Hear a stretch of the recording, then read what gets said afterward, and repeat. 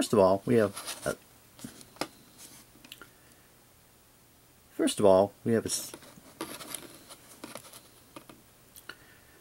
First of all, we have some precision screwdrivers.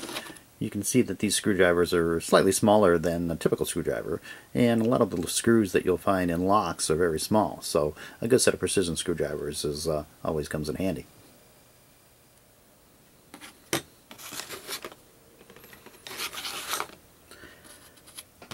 Another tool that's commonly used is the key gauge, and basically this gauge is used to measure the depth of the key gate. Another common tool that's used is the key gauge. This is a gauge that's used to measure a key to find out what the depths of the cuts are on the key itself, and we'll be learning about this throughout your course.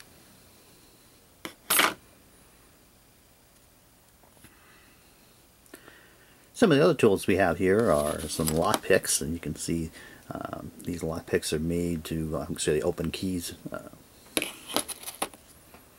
Some of the other tools that we have here are lock picks. Lock picks are used to open a key. Some of the other tools we have here are lock picks. Lock picks are used to open a key. Some of the other tools we have here are lock picks. Lock picks are used to open locks if we don't have a key for that lock. You can see that the lock pick has a shape on the end here. They come in different shapes depending on what you like. Here's another one.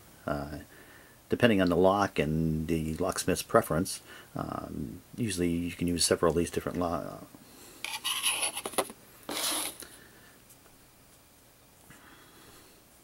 Another common tool that you'll see is lock picks. The lock picks are used to insert into a key slot and open a lock that we don't have a key for. Now, lock picks come in a variety of shapes and sizes depending on the lock. You can see this one here has a shape on the end, and if we compare it to another version, that's a little different shape. So we'll be talking about these as we progress through the course.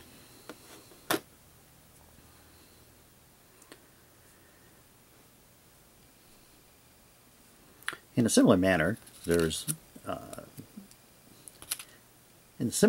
have shim stock. Now, shim stock is just basically thin pieces of metal. Now, shim stock is used to try to insert into the lock between the plug and the cylinder, and what we do is slide this in and try to open the lock using the shim stock itself. This is usually used on locks that we don't have a key for.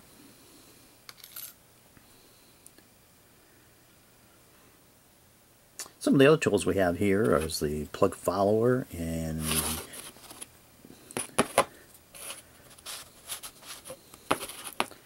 some of the other tools you'll run across. Here is a plug follower. This tool is used when we're disassembling a lock. It slides in and takes place of the plug cylinder. And this tool here is a specimen.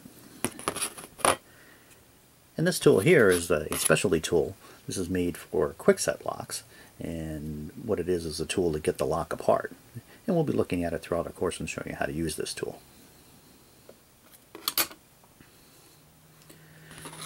Finally, here we have a file as well. In locksmithing, shown here, we also have a file. Files come in different shapes and sizes, and basically if we're trying to file a cut on a lock or trying to deburr a lock, we would use a file, and it's always good to have a good set of files hanging around.